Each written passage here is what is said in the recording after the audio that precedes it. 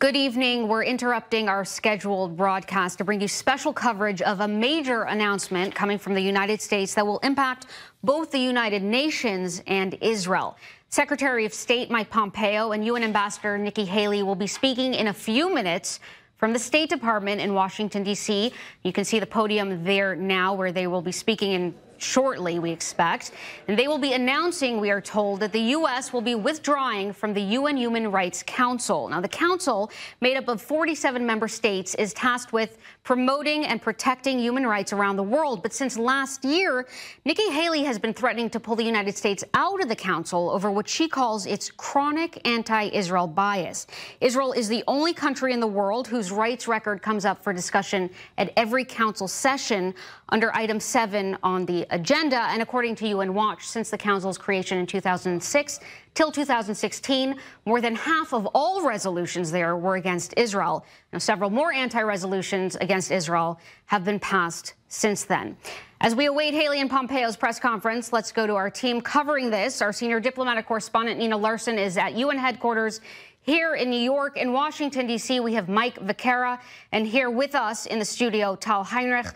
Nina, let's start with you as we await this joint press conference. Paint us a picture here. Just how significant would it be if indeed the U.S. pulls out of the UN Human Rights Council? Very significant indeed, Shayna. And I think the style of this press conference with the Secretary of State and Nikki Haley, the UN ambassador, shoulder to shoulder in Washington, is sending a clear message that they're taking this issue extremely seriously. Here at the United Nations, Nikki Haley has been warning again and again that the U.S. would pull out of this organization, which is based in Geneva, but is part of the UN body, if they didn't reform. Her argument, aside from Israel coming up on the agenda again and again as a permanent item of discussion and resolution, also there are member states that have very bad human rights records, like Saudi Arabia, like China, Venezuela, that are not held to account in the same all-encompassing way. So, again, it's important to note that we've got the Secretary of State and the UN ambassador together. Again, this shows a clear message. There is no daylight between Secretary Pompeo and Nikki Haley. If you recall, during Rex Tillerson's tenure as Secretary of State, there was often a disconnect and conflicting narratives between the two. But it's clear there is a strong partnership here between the two, and they have a very, very strong message to deliver. Nina, thank you for that. Now, Mike, there in Washington, D.C., as Nina mentioned, Nikki Haley, Mike Pompeo are on the same team here, but where does President Trump fall into this mix? Well, what's about to happen and what we expect to happen in just a few minutes' time there at the State Department podium is completely consistent with what President Trump has, the actions he's taken so far, his rhetoric on the campaign trail, and certainly his rhetoric recently when it comes to multilateral relationships. He is anti-globalist. Mike, I'm going to interrupt you because, Mike, I'm going to interrupt you. Mike Pompeo, Nikki Haley coming to the podium now. Let's listen in. Good afternoon. The Trump administration is committed to protecting and promoting the God-given dignity and freedoms of every human being. Every individual has rights that are inherent and inviolable. They're given by God and not by government. Because of that, no government must take them away. Because of that, no government must take them away.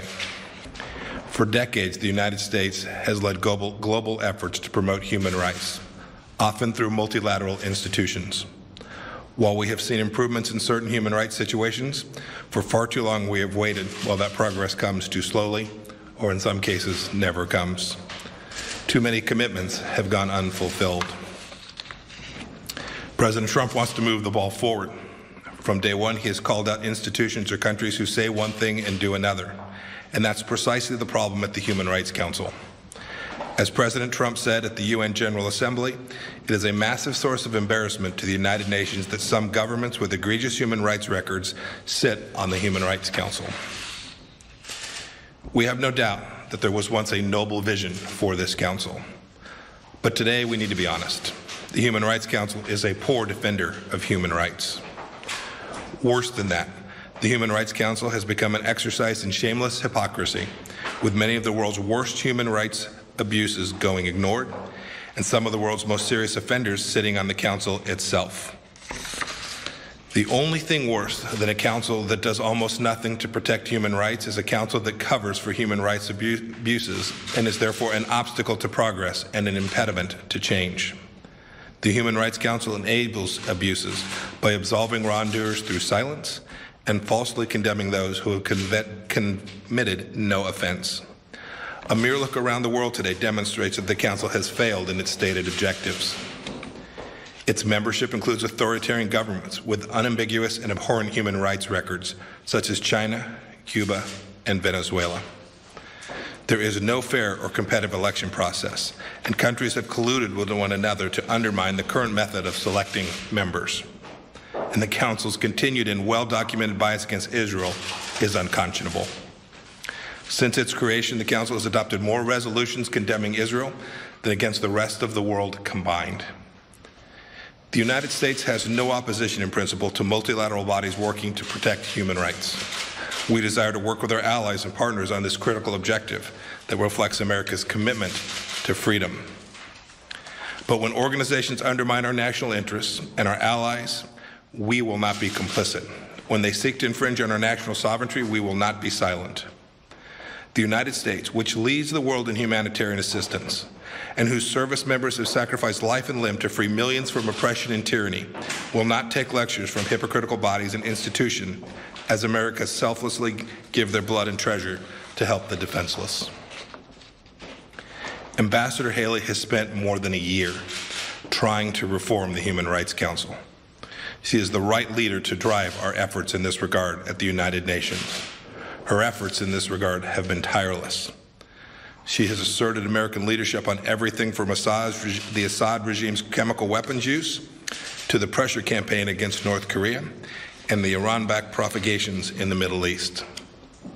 Ambassador Haley has been fearless and a consistent voice on behalf of our ally Israel, and she has a sincere passion to protect the security, dignity, and the freedom of human beings around the world, all while putting American interests first. She has been a fierce defender of human rights around the world. I will now turn it over to Ambassador Haley for her announcement on how the United States will move forward with respect to the UN Human Rights Council. Thank you. Good afternoon.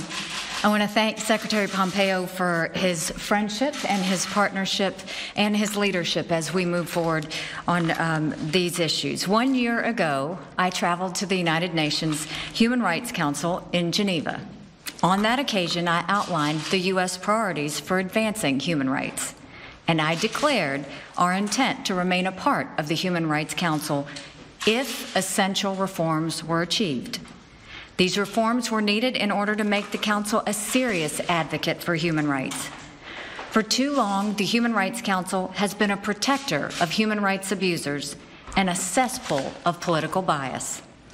Regrettably, it is now clear that our call for reform was not heeded. Human rights abusers continue to serve on and be elected to the Council. The world's most inhumane regimes continue to escape scrutiny. And the Council continues politicizing and scapegoating of countries with positive human rights records in an attempt to distract from the abusers in their ranks. Therefore, as we said we would do a year ago, if we did not see any progress, the United States is officially withdrawing from the UN Human Rights Council. In doing so, I want to make it crystal clear that this step is not a retreat from human rights commitments. On the contrary, we take this step because our commitment does not allow us to remain a part of a hypocritical and self-serving organization that makes a mockery of human rights. We did not make this decision lightly. When this administration began 17 months ago, we were well aware of the enormous flaws in the Human Rights Council. We could have withdrawn immediately. We did not do that. Instead, we made a good faith effort to resolve the problems. We met with ambassadors of over a dozen countries in Geneva. Last September, in President Trump's speech before the UN General Assembly, he called for member states to support Human Rights Council reform. During High Level Week last year, we led a session on Human Rights Council reform co-hosted by the British and Dutch foreign ministers and more than 40 other countries. Our efforts continued all through this year in New York, where my team met with more than 125 member states and circulated draft texts. Almost every country we met with agrees with us, in principle and behind closed doors, that the Human Rights Council needs major, dramatic, systemic changes. Yet no other country has had the courage to join our fight. Meanwhile, the situation on the Council has gotten worse, not better. One of our central goals was to prevent the world's worst human rights abusers from gaining Human Rights Council membership. What happened? In the past year, the Democratic Republic of Congo was elected as a member. The DRC is widely known to have one of the worst human rights records in the world. Even as it was being elected to membership in the Human Rights Council, mass graves continued to be discovered in the Congo. Another of our goals was to stop the Council from protecting the world's worst human rights abusers. What happened? The Council would not even have a meeting on the human rights conditions in Venezuela. Why? Because Venezuela is a member of the Human Rights Council, as is Cuba, as is China. Similarly, the Council failed to respond in December and January when the Iranian regime killed and arrested hundreds of citizens simply for expressing their views. When a so-called Human Rights Council cannot bring itself to address the massive abuses in Venezuela and Iran, and it welcomes the Democratic Republic of Congo as a new member, the Council ceases to be worthy of its name. Such a council, in fact, damages the cause of human rights. And then, of course, there is the matter of the chronic bias against Israel. Last year, the United States made it clear that we would not accept the continued existence of Agenda Item 7, which singles out Israel in a way that no other country is singled out. Earlier this year, as it has in previous years, the Human Rights Council passed 5 resolutions against Israel, more than the number passed against North Korea, Iran, and Syria combined. This disproportionate focus and unending hostility towards Israel is clear proof that the Council is motivated by political bias, not by human rights. For all these reasons, the United States spent the past year engaged in a sincere effort to reform the Human Rights Council. It is worth examining why our efforts didn't succeed. At its core, there are 2 reasons. First, there are many unfree countries that simply do not want the Council to be effective.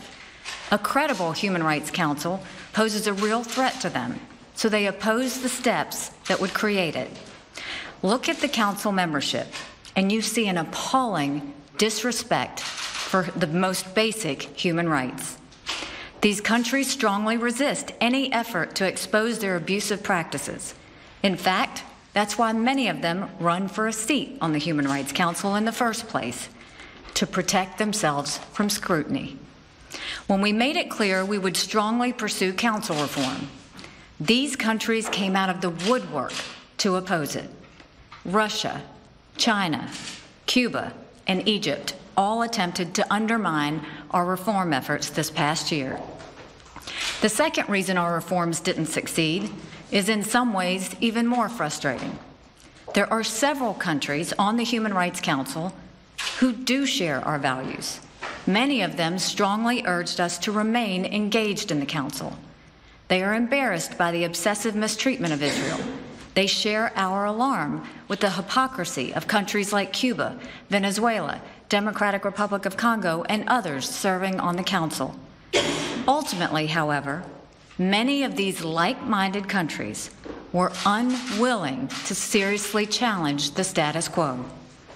We gave them opportunity after opportunity and many months of consultations, and yet they would not take a stand unless it was behind closed doors. Some even admittedly were fine with the blatant flaws of the Council, as long as they could pursue their own narrow agenda within the current structure. We didn't agree with such a moral compromise when the previous UN Human Rights Commission was disbanded in 2006, and we don't agree with it now. Many of these countries argued that the United States should stay on the Human Rights Council because American participation is the last shred of credibility that the Council has. But that is precisely why we must leave. If the Human Rights Council is going to attack countries that uphold human rights and shield countries that abuse human rights, then America should not provide it with any credibility. Instead, we will continue to lead on human rights outside the misnamed Human Rights Council. Last year, during the United States presidency of the Security Council, we initiated the first ever Security Council session dedicated to the connection between human rights and peace and security. Despite protests and prohibitions, we did organize an event on Venezuela outside the Human Rights Council chambers in Geneva. And this past January, we did have a Security Council session on Iranian human rights in New York. I have traveled to UN refugee and internally displaced persons camps in Ethiopia, Congo, Turkey, and Jordan, and met with the victims of atrocities in those troubled regions. We have used America's voice and vote to defend human rights at the UN every day, and we will continue to do so. Even as we end our membership in the Human Rights Council, we will keep trying to strengthen the entire framework of the UN engagement on human rights issues. And we will continue to strongly advocate for reform of the Human Rights Council. Should it become reformed, we would be happy to rejoin it. America has a proud legacy as a champion of human rights, a proud legacy as the world's largest provider of humanitarian aid, and a proud legacy of liberating oppressed people and defeating tyranny throughout the world. While we do not seek to impose the American system on anyone else, we do support the rights of all people to have freedoms bestowed on them by their Creator. That is why we are withdrawing from the UN Human Rights Council, an organization that is not worthy of its name. Thank you. Ambassador, is the timing related to the criticism of the border policy?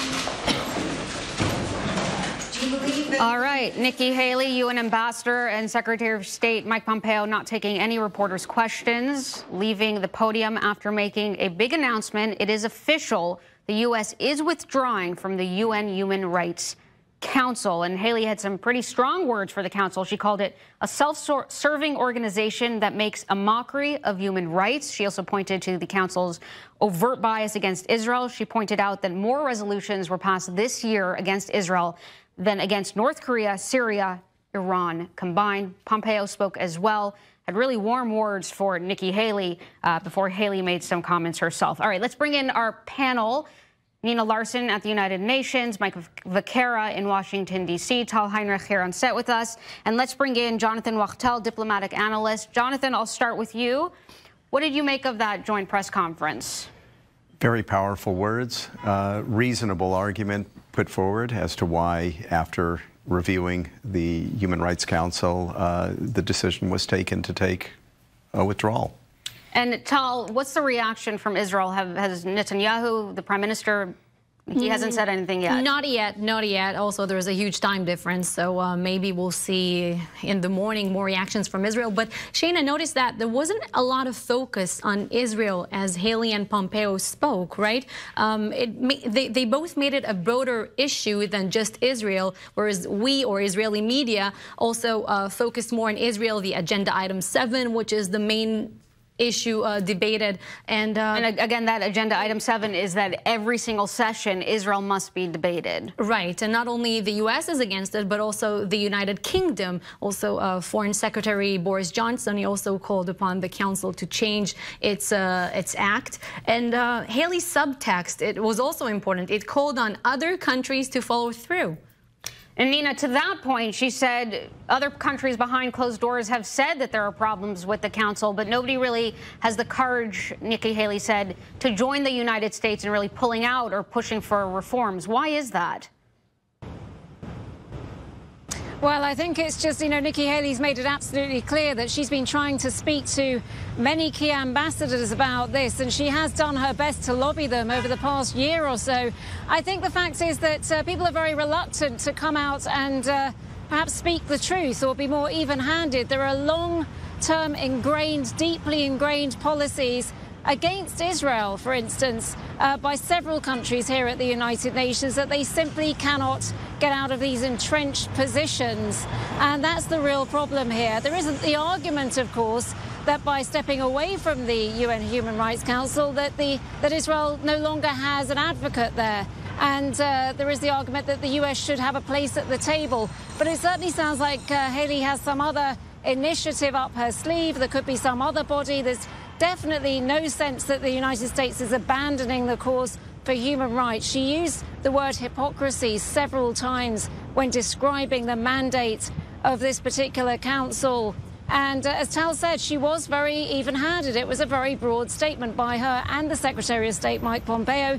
They did not dwell on Israel. They talked about other countries who abuse human rights across the globe that have a seat at the table, like Cuba, like the Democratic Republic of Congo, like China, like Russia, like Saudi Arabia. I could go on and on. The lineup, the 47 member states, are really quite questionable in some parts of the world. Well, there's also the argument that the council really is just a toothless debating society that has no impact outside of Geneva, and this withdrawal is more of a symbolic move. Would you say that's true, Mike? Not really. Well, I think that you're going to hear people. Nina, I'm gonna let Mike answer this one.